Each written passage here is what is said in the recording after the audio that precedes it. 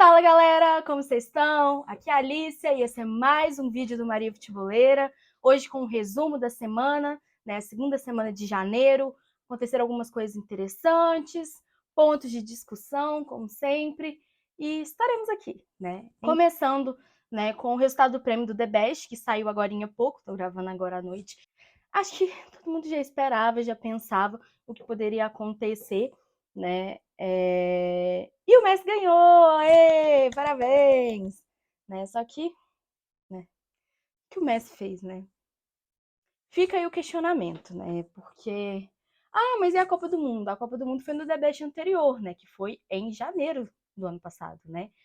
Então, a gente ainda vai continuar remoendo a Copa, né? Continuar falando, nossa, ele fez um feito histórico, porque ele é um dos melhores jogadores da história, né? Finalmente conseguindo o seu prêmio, né, com a seleção, né? Campeão mundial com a seleção, uma coisa que todo mundo tem, esse sonho, né?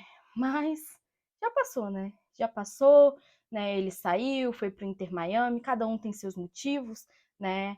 Ele queria algo mais sossegado, né? Ele ficou um tempo no PSG, não foi um tempo muito legal para ele, né? Enfim, a gente entende, mas é muito injusto. A gente vê como é injusto com os outros jogadores, né? Os outros indicados. Mas ok, a gente segue, né? No feminino, quem ganhou foi a Aitana, né? Acho que é uma unanimidade para todo mundo. Ela foi campeã da Copa, né, do ano dela, né, já que a Copa aconteceu ano passado, né? Ela tem todo esse destaque no Barcelona e, né, realmente merece, realmente é uma das principais aí no cenário mundial, né? Não tinha outra pessoa a não ser ela, né, como campeã aí de novo, né, do The Best.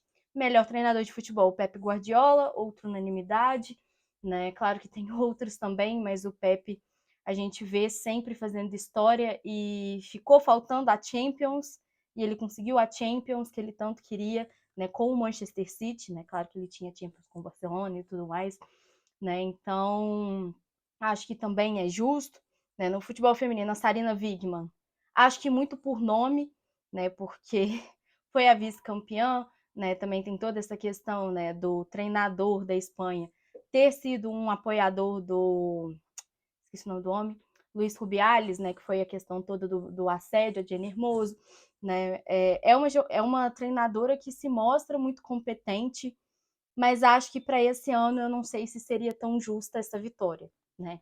Eu preferia talvez o treinador do Barcelona, né, o próprio treinador da Espanha, de alguma seleção também que se destacou, por que não, talvez, né? Por exemplo, uma Austrália que chegou longe, né, na Copa que foi anfitriã, né? Mas ok, a gente segue, né? Melhor goleiro do mundo, Ederson, Manchester City, campeão da Champions, não tem muito o que fugir, né? Acho que não é dos melhores, mas tem esse grande destaque, é muito competente, a gente vê durante os jogos, eu gosto muito dele, eu gosto mais dele do que do Alisson, muito, muito por jogar com os pés, né? Muito por essa questão de dinizismo e etc, né? Mas, enfim, claro que o Alisson tem todos os seus méritos no Liverpool, se destaca muito no Liverpool, mas foi um prêmio justo até para o Ederson. Melhor goleira do mundo, Mary Earps, outra unanimidade, ela se destacou muito, né? Mesmo sendo uma jogadora muito polêmica, né? Ela mostra sempre porque merece estar ali, né? Se destacando pela equipe que joga, se destacando muito pela Inglaterra, né? Para mim, ela realmente foi uma grande goleira aí na Copa, então para mim é um prêmio justo para ela, né?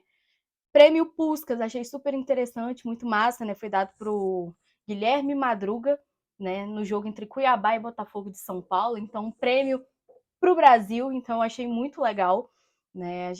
Eu sempre gosto, né, quando isso acontece, quando foi com o Wendel Lira, né? Claro que foi uma coisa muito de zoeira ali, mas foi algo muito legal, né? Ver ele lá na FIFA fazendo história, né? Uma pena que, né, acabou indo para outros rumos, né? Sem ser o futebol profissional, né? Jogado, enfim, sem ser videogame, etc, né? Temos aí a seleção, vou falar rapidinho, né? Seleção do masculino: Courtois, Walker, Rubem Dias e Stones, Bernardo Silva, De Bruyne, Bellingham, Messi, Haaland, Mbappé e Vinícius Júnior. E aí a gente se pergunta, como é que o Courtois tá na seleção e não é o melhor goleiro? Isso aí para mim não faz sentido, tá? Para mim, se o cara é o melhor goleiro, ele tá na seleção, gente. E é isso. Né? E no caso do feminino, a Earps, Mary Earps, Olga Carmona, Lucy Bronze. Lucy Bronze que não fez nada. Ela trabalha com o nome dela aí tem uns 3 anos. Né? Greenwood, Walsh, Russo, James, Toon, Bonmati, Morgan e Kerr. Visando muito a Copa, né? Pela seleção inglesa, né? Muita presença da seleção inglesa. Não sei se merece isso tudo, né? Mas a gente fala muito disso, né? Essa questão das premiações. Eu participei, né? Eu participo tem 3 anos da premiação do The Guardian, que é uma lista, um top 10 de jogadoras, né? E cada premiação é de uma forma, né? Tem essas premiações, acho que do The Best e do Ballon d'Or é bem parecida, né? Tem essa questão dos capitães, alguns treinadores, jornalistas. No caso do The Guardian também tem isso, né? Tem ex-jogadoras, a Cici, por exemplo, também votou, né? Treinadoras, a Tatiele também votou junto com a gente. Né? A gente do PFF, a gente vai tentar até fazer um texto, um vídeo sobre isso, né? Como que ocorre essa votação, eu, a Amanda, a Rafa, né? Mas cada um é de uma forma, né? Eu acho que eles selecionam 3 e aí eles selecionam a pontuação, né? O primeiro, o segundo, o terceiro. A gente seleciona do 1 ao 40, né? E aí, a partir disso, eles pegam os pontos e montam o top 100. E muitas das vezes a gente vê realmente votações que não tem muito a ver, sabe? Jogadoras ali que não tiveram tanto destaque, né? Só que aquela coisa, né? Tem gente que dá esse destaque, tem gente que não dá esse destaque, querendo ou não, é uma média, né? Então, acaba acontecendo isso. Mas não sei, né? Acho que é muito difícil, né? Claro que tem as escolhas igual, né? Não sei qual deles que é o Kleber Machado que vota, não sei se é o Debete ou se é o Ballon d'Or, que ao mesmo tempo, né, ele chega e fala que ele não acompanha tanto futebol assim. E aí a gente pensa, pô, como é que o cara que não acompanha tanto futebol assim, ele vai votar, né? Como é que ele vai saber quem é que tá indo bem, quem é que não tá indo bem, né? Lembrando que também números também não conta só, né? Tanto que até conversei isso com as meninas, né? É muito difícil você colocar as volantes, né? A Walsh, a Oberdorf que sempre é destacada. Como que você coloca ao mesmo tempo sem ter uma ideia tão direta de tem assistências, tem gols, né? Porque o volante, né, não tá ali diretamente naquilo. Então, acho que é muito difícil, essas premiações são muito difíceis e eu vejo que são muito injustas, né, nesse caso, enfim. Mas a gente passa, né? A gente também teve aí o FIFA Fan Award, que foi dado a um torcedor do Colón de Santa Fé, e o FIFA Fair Play, que foi dado à seleção brasileira por ação contra o racismo.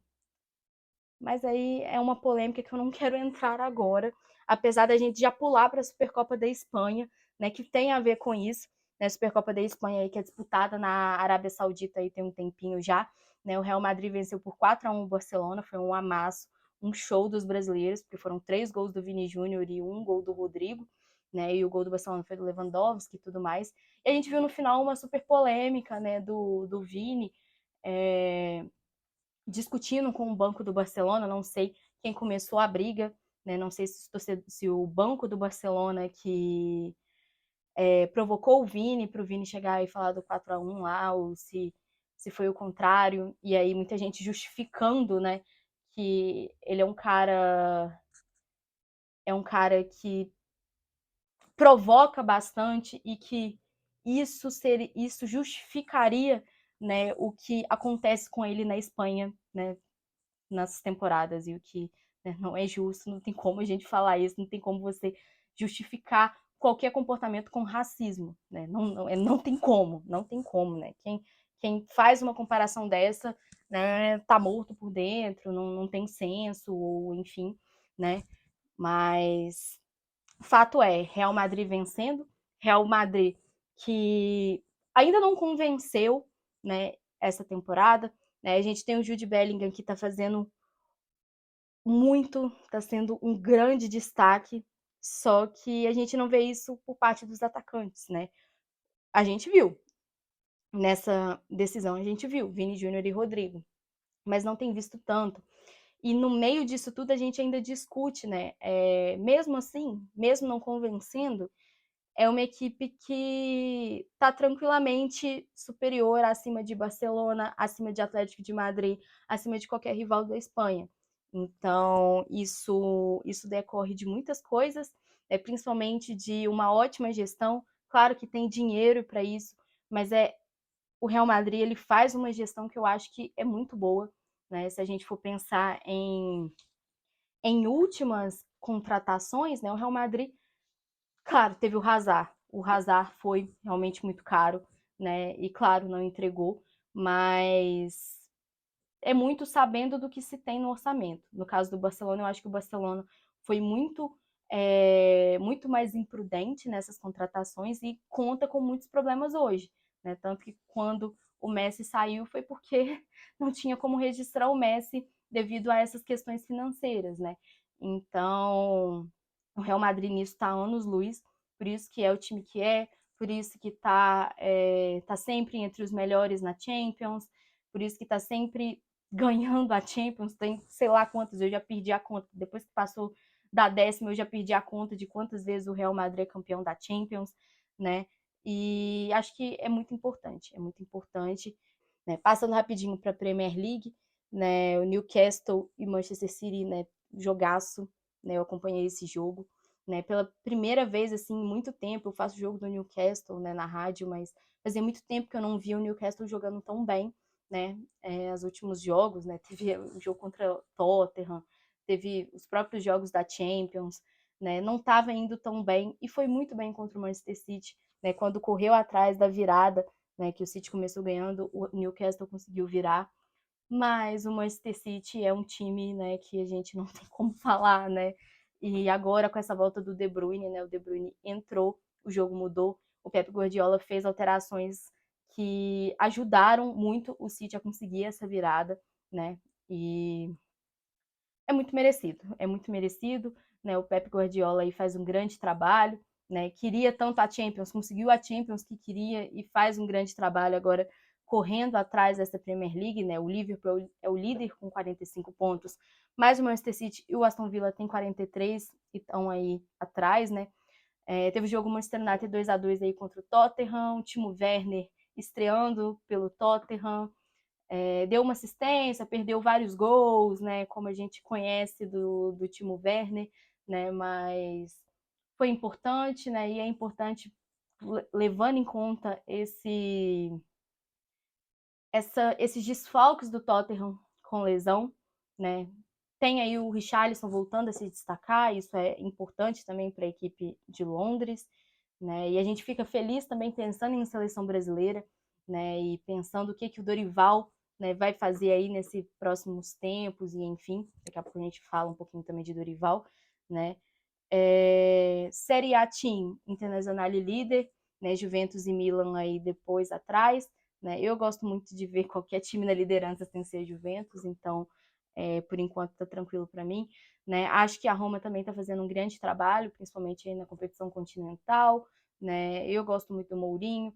O Lukaku, a gente vê se destacando, e é uma coisa assim, é triste e feliz ao mesmo tempo, porque é um jogador que está emprestado pelo Chelsea, não consegue fazer as coisas no Chelsea, e eu entendo, tá? Eu sei que o Chelsea tem muito isso, no caso de centroavantes, de algumas posições, alguns jogadores específicos, mas, enfim, ver ele se destacando, eu fico bem, acho que é importante, né? Mesmo sabendo que era para ele estar no Chelsea, né? O Chelsea pagou um valor muito considerável por ele.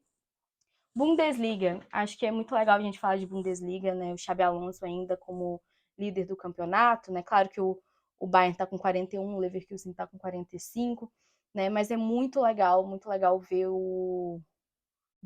vendo o Bayern, né? Vendo o Xabi Alonso se destacando, né? Como técnico, né? Para essa nova safra de técnicos e aí, jogadores de futebol que a gente vê, né? Também para mudar um pouco as caras, né? Então, estou gostando bastante disso. E dentro disso a gente passa um pouquinho aí para Brasil e América do Sul em geral. Né? Teve um anúncio que a final da Libertadores desse ano vai ser no Monumental, em Buenos Aires.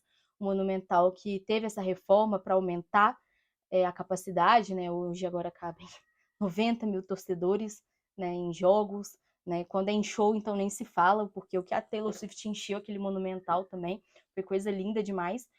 E eu imaginei que fosse muito pela reforma, muito pela questão de ter uma capacidade muito grande de gente e muito por tudo que aconteceu, né? Acho que assim, a gente queria uma no Brasil, né? Depois de ter sido em Lima, depois de ter sido em Guayaquil, a gente queria uma final da Libertadores no Brasil, no Maracanã, no nosso principal palco. Só que foi tudo tão bagunçado, a gente teve confusão aí da CBF, aí CBF com o Flamengo, teve que conversar sobre isso, né? Teve confusão dentro de segurança pública, né, dos argentinos, né, de violência e etc. E falo com convicção. Comigo eu não tive problema nenhum. Eu fui na final, entendeu? Eu estive no metrô junto com eles, entendeu? Claro que eu não tava com a camisa do Fluminense, obviamente, né? Mas sabiam que eu era brasileira, sabiam que eu tava ali, né? Tava eu com esse 1,50 m assim no negócio do metrô, né? Quase de ponta do pé. Quem me conhece, eu sou uma Smurf. E os caras, tipo assim, viram e, tipo, me deram um lugar pra sentar, sabe? Eles foram super respeitosos no metrô que tava lotado, entendeu? Dentro do estádio também não tive problema, né? Inicialmente eu cheguei, né? Eu tava no setor misto, então eu fiquei mais ou menos ali no meio entre as duas torcidas, né? Mas aí, chegando mais perto do jogo, eu fiquei mais perto da torcida do Fluminense por ficar com medo. Tinha tido uma confusão no andar de cima, no setor de cima, e aí eu fiquei com medo, mas no geral foi muito tranquilo. E, claro, né, a gente fica com medo, né, o que vai ser, né, se algum time brasileiro chegar na final e for para a Argentina muito pelo que eles foram maltratados, né? Mas, enfim, não sei. Isso é passível de outras discussões mais para frente também, né? E eu espero que tenham times brasileiros nessa final, por favor, né? Principalmente São Paulo aí, né? Voltando a Libertadores, né? E nisso a gente já passa, né, para isso, né? Passa para o anúncio do Thiago Carpini como treinador do São Paulo, né? Tivemos aí alguns rumores, o rumor do Muricy, teve do cara da LDU, do cara do Argentino Júnior, Pesolano, Crespo, enfim. E eu achei interessante, teve uma entrevista aí que o Muricy participou essa semana, no final de semana agora, que ele falou que foram todos rumores praticamente, ele só conversou com o Pesolano e com o Carpini, né? E com o cara da LDU, ele chegou a tentar ligar para conversar e ele ficou enrolando, então, e eles com essa pressa, né, para fechar com alguém, né? E fechou, né, com o Carpini, né, que eu acho que é a melhor opção das que tinha, né, já que alguns outros iam ter que pagar multa. O Pesolano acho que muito foi por causa disso, de ter que pagar multa, né, não sei quanto que é, né, principalmente pensando em Europa, é um valor mais caro do que o valor pago, né, para tirar o Carpini do Juventude, né, e aí muita gente falou de Crespo. Acho que a multa seria muito mais cara e o Crespo deve receber uns 3 milhões por mês, então, assim, acho que seria muito difícil mesmo o Crespo. Falando sobre o Muricy, eu achei uma coisa super curiosa, que ele falou que, de acordo com o contrato dele, ele não pode assumir o São Paulo, tá no contrato dele, ele não pode assumir como treinador. E eu achei muito interessante tudo que ele falou. Ele chegou e falou: olha, eu falei que eu não quero assumir, que eu não quero ter essa oportunidade, ter essa possibilidade de assumir, porque. Como é que fala? Porque eu quero mostrar credibilidade no meu trabalho. E quando você faz uma coisa dessa, você muda muito, né? Você muda ali do galho, né? E tira essa credibilidade. Você chega, um técnico saiu, você vai pega de inteirinho, depois volta para coordenador. Então, eu achei muito legal isso que ele falou e mostrando realmente essa seriedade que ele quer de ser coordenador e esse compromisso que ele mostrou de estar e acompanhar o Carpini, né, nesse momento de adaptação, até porque foi muito em cima da hora, né? Já começa Paulistão aí esse final de semana, então a gente vai ver aí o que vai ser, né? Já tem essa Supercopa do Brasil, né? E aí a gente puxa a Supercopa do Brasil, que foi confirmada em BH, dia 4 de fevereiro, né? E o Atlético e Cruzeiro, que ia ser no dia 4 de fevereiro, mudou para o dia 3. né?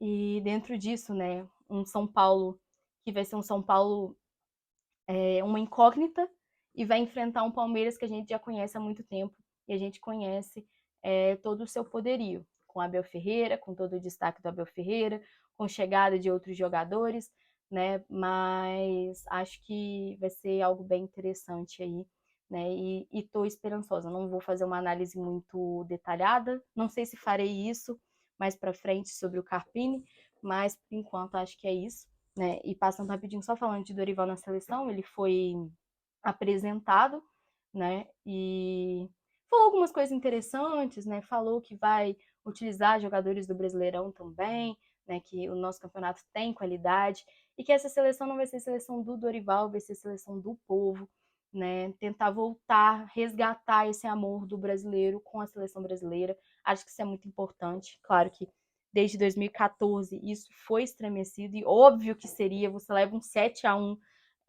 em casa, né? E não tem como, né?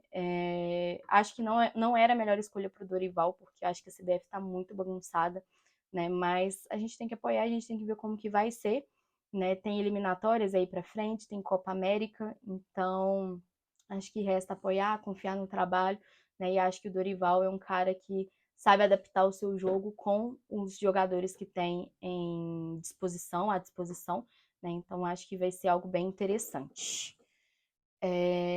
Início dos estaduais, né? Vai começar os estaduais agora. Acho que só o Mineiro que começa na quarta-feira que vem, mas de resto começa tudo agora. Carioca começa, Paulista, Gaúcho, Paranaense, né? Vai ter o sorteio da Copa do Nordeste também, né? No dia 18. Então também a gente fica conhecendo aí os jogadores da Copa, os jogadores, os times, os confrontos da Copa do Nordeste. E no final, não menos importante, falando aí sobre o futebol feminino, né? Vou falar também sobre contratações, etc., mais para frente, mas principalmente também já aproveito para fazer um convite também. Amanhã, terça-feira, às 8 horas, a gente vai ter Bate-Debate das Minas no Dimensão Esportiva. Eu vou estar apresentando e a gente vai falar, né? A gente vai falar com mais propriedade, com 2 horas de programa sobre tudo, sobre o futebol feminino no Brasil, futebol feminino internacional, a gente falar de debate, falar de transferências, falar de todas essas expectativas, né? Mas acho que a principal é a contratação da Cris pelo Flamengo, né? Foi anunciada e, claro, né, não tem como não repercutir tão bem, né? E pensar, né, o Flamengo que está nesse processo de voltar a, ao cenário nacional, a se destacar no cenário nacional. O Flamengo que já foi campeão uma vez, brasileiro, né, e fez grandes contratações no ano passado, não conseguiu ir muito longe, né, parou na fase do mata-mata, mas agora faz grandes contratações. Traz a Gláucia, que é uma ótima jogadora, né, que é goleadora nata, traz a Naná, que também é uma ótima atacante, traz a Cris, que é a principal de todas, artilheira, né, sendo realmente o destaque no Campeonato Brasileiro. Então, muito esperançosa com o Flamengo, muito curiosa também para saber como vai ser esse projeto. E ao mesmo tempo, por outro lado, a gente vê um Atlético Mineiro encerrando as atividades da base, né, depois de denúncias também sobre tratamento ruim aí no futebol feminino profissional, né, condições aí da quadra, condições aí de não ter nem toalha para tomar banho depois do treino, enfim, né? E eles anunciam que vai terminar com a base, né? E a gente sabe que é aquilo, né? Não é uma falta de dinheiro, a gente sabe que não é uma falta de dinheiro. Não é uma coisa igual o Santos que foi rebaixado e vai ter menos orçamento e a gente não sabe como vai ser, tanto que muitas jogadoras do Santos já saíram, né? Tal como a Cristiane. Mas uma questão que a gente vê que realmente foi uma opção, né? Uma opção por achar que não dá lucro, ou enfim, né? E é muito triste porque a gente vê todas as equipes crescendo e a gente vê o Atlético Mineiro como uma opção dessas de equipes a ter esse grande crescimento e prefiro não ter, né? Prefiro não ter, né? Eu sei que a gente estava até vendo essa semana também um regulamento da Conmebol falando sobre essa questão, né? Que é essa questão da obrigação de ter um time, né? Que seria obrigatório também ter a base, né? Tá numa cláusula. mas creio que não vai acontecer nada, vai ser completamente ignorado e, enfim, né? Ou você pode ter uma possibilidade de fazer uma parceria com uma outra equipe que tem uma base, né? E alegar qualquer coisa. Então, são pontos de discussão aí que acho muito complicados. Acho que a gente vai falar bastante disso amanhã no BD das Minas, então eu vou deixar o link também aqui na descrição, aí vocês acompanhem aí com a gente. Mas acho que num resumo de tudo é isso dessa semana. Espero que vocês tenham gostado. Se você gostou, não deixe de deixar o seu like. Se você é novo por aqui, não deixe de se inscrever no canal, ativar o sininho para receber notificações. Eu prometo que eu vou postar mais vídeo, mas ainda estou tentando adaptar algumas coisas, né? Ver como que eu vou fazer, né? Então, é isso. Muito obrigada. Beijo para todo mundo e até o próximo vídeo.